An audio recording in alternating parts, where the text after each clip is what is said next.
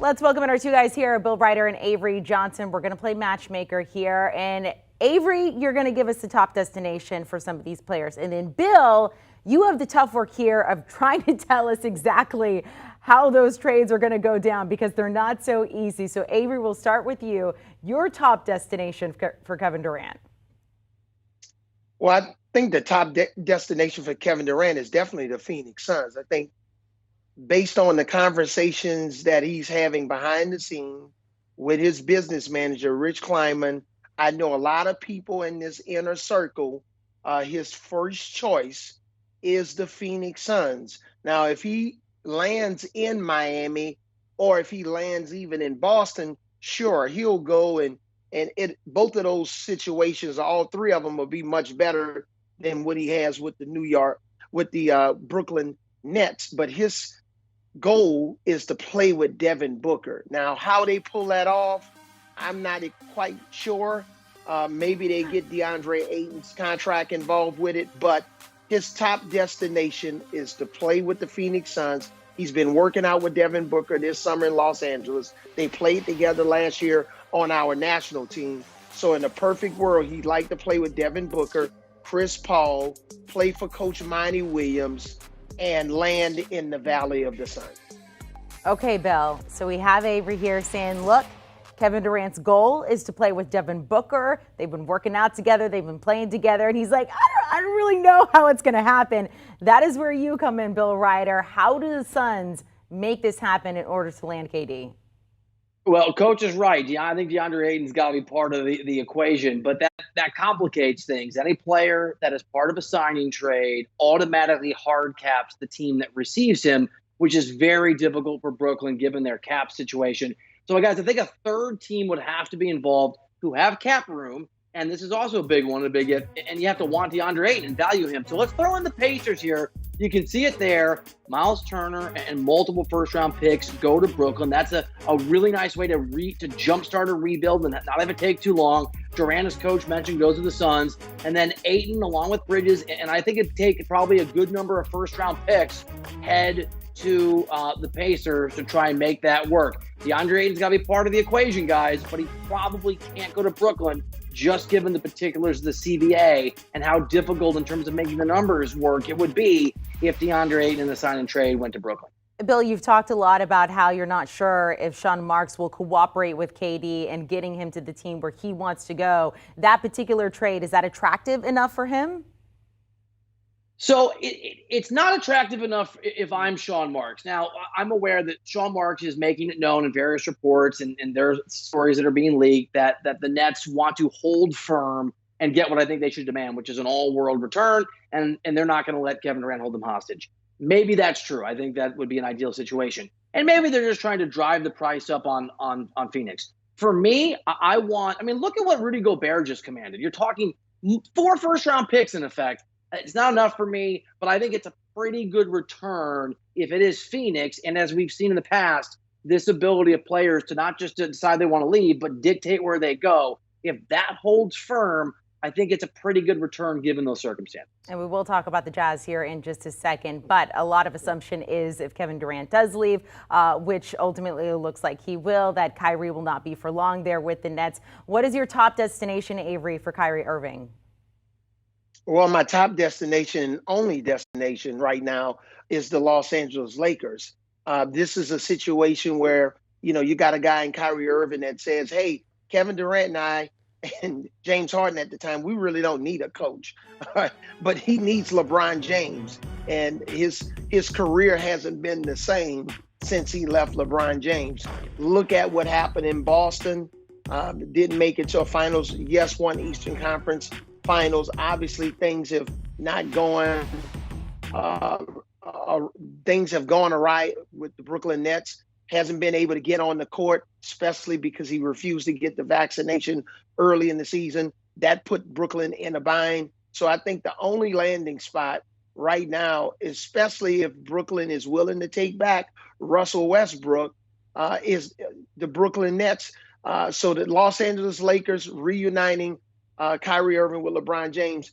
And it's only going to work if the Lakers are able to retain Anthony Davis, because if they can't retain Anthony Davis to go along with Kyrie Irving and LeBron James, then this really doesn't jumpstart the Lakers in any way. All right, Bill, we've talked about it, how there's not necessarily a huge market out there right now for Russell Westbrook. And Avery said this is his only destination for Kyrie. When it came to getting KD to the Suns, you brought in a third team here. Did the Lakers have enough in order to make this work for Kyrie to get there? I think they do, and I think Coach is right. This is the best spot. It's the only spot. There's not much of a market for Kyrie Irving. And all along, and Coach is also right, Russell Westbrook has to move. That means that the Lakers have to believe that attaching the picks that it requires to get rid of that contract, bring back the right return. So what you see there is probably the best case scenario for the Nets. That's a lot to ask. I mean, I think it's a lot to ask in terms of getting Seth Curry back, getting Joe Harris back. But it's those multiple first-round picks, 2027, 2029 almost certainly, that are required for this to happen. And as I understand it, talking to sources, there is some disagreement, and maybe not even disagreement. There are continuing conversations in that Lakers organization about how much they should give, that's the first-round picks, and how much they should demand in return. That is Seth Curry and Joe Harris. I think a deal will get done, and I think the deal you're looking at is the deal if the Lakers drive a really hard bargain, but as part of that, required they basically, in effect, give away a huge chunk of their future, because those picks, while not valuable now, will be down the road. And when this experiment, whether it works or doesn't work with Kyrie, AD, and LeBron, if we get there, when it's over, it's going to be a very difficult rebuild if this trade goes through. We will move on from all the drama that is the Nets right now. Very anxious to see, though, how it all plays out. Let's talk about the Jazz here and Donovan Mitchell. Look, they sent away Rudy Gobert. They got a whole bunch in return for him from the Timberwolves. We assume this is total rebuild now for the Jazz. Donovan Mitchell will be somewhere else. Avery, what is the best place for him? Well, if it's not the New York Knicks, Amanda, I believe that is going to be the Miami Heat. Miami Heat, I believe, have the assets. And I think it's going to be zeroed around Tyler Hero. You know, Tyler Hero, he wants an extension. He wants to be a starter. And I think with his talent level and maybe throwing in Duncan Robinson's contract, maybe Miami can get there. But you look at a guy like Donovan Mitchell, if you compare him with Jimmy Butler, we'll see if Kyle Lowry's healthy, or maybe they may need Kyle Lowry's money to make this work. But specifically, when you look at Donovan Mitchell, Jimmy Butler, Bam Adebayo, those three guys could be a formidable big three to really try to dethrone the Boston Celtics in terms of their aspirations of getting back to the NBA Finals with their talent set right now, especially with adding Malcolm Brogdon to the mix. I think Miami could be a very nice destination for Donovan Mitchell, especially if he doesn't find his way in Madison Square Garden. Okay, Bill, make this work. Look, the Jazz, they got a ton for Rudy Gobert. You talked about that earlier. What would the Heat have to give up in order to get Donovan Mitchell here? And how much is Kyle Lowry going to be an issue in all of this?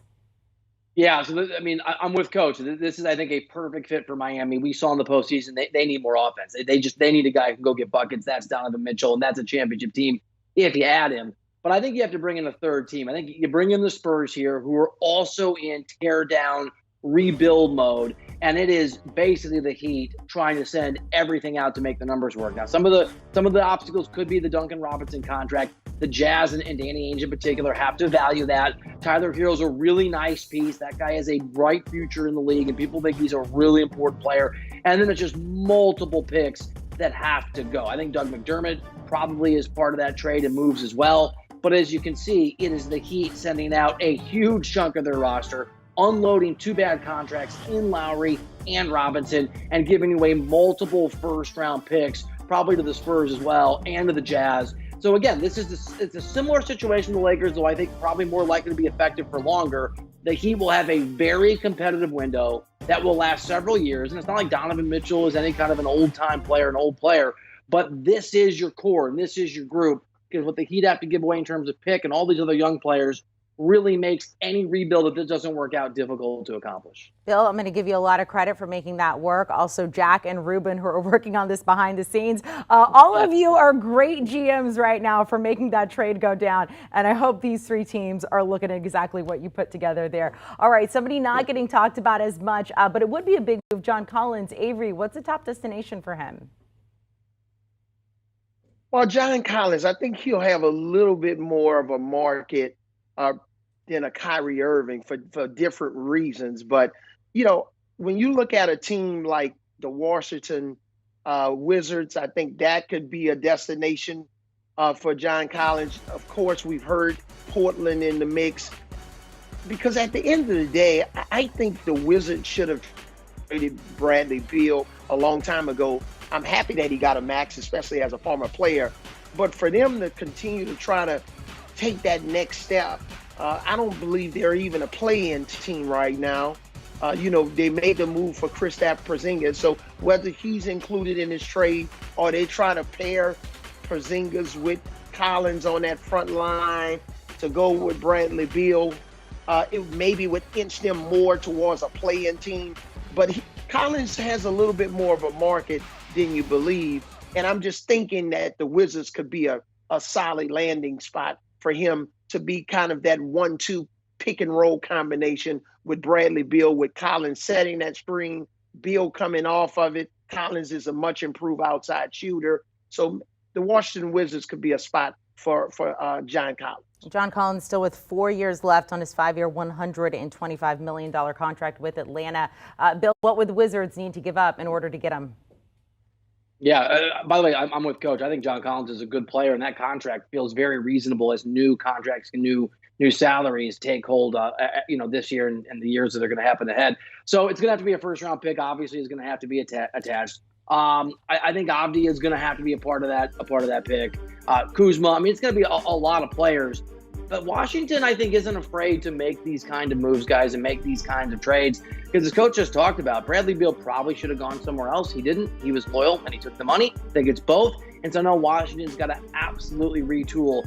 And I think Coach is right, too. This is one of the possible spots. But there's going to be a market in a real way for John Collins if, as is expected, Travis Schlenk, who runs basketball operations for the Hawks, just decides that it doesn't work with John Collins and that team, which really reads as Trae Young. They just, for whatever reason, they don't get along. They don't play particularly well on the floor together. And there's a sense around the NBA that Collins' ceiling in the right spot is much higher. So that may drive the price even higher than what we just talked about. And I want to say this, shout out to all the guys, that crack, absolute top class producing crew there in Florida who help with all of these moves, because these are great decisions by you, Avery, but they are not, I promise, they're not easy to accomplish. I was going to say thanks to Coach Avery Johnson, HQ GM Bill Reiter, and our little GMs behind the scene. They're going to be mad at me that I said little GMs. Our massive, dominant GMs behind the scenes, Jack and Ruben. Great segment, guys. Thank you so much. We'll talk to you very soon. Maybe one of these deals is going to happen soon. Best remaining free agents out there. James Harden still is not signed to deal with the 76ers, although that is anticipated. DeAndre Ayton, Colin Sexton, Montrezl Harrell, however, could all find new homes potentially. Do you want a sports network that delivers everything that matters about the game? The highlights, the picks, the instant analysis, no yelling, no fake debates, no politics. Hit the subscribe button and never miss a moment.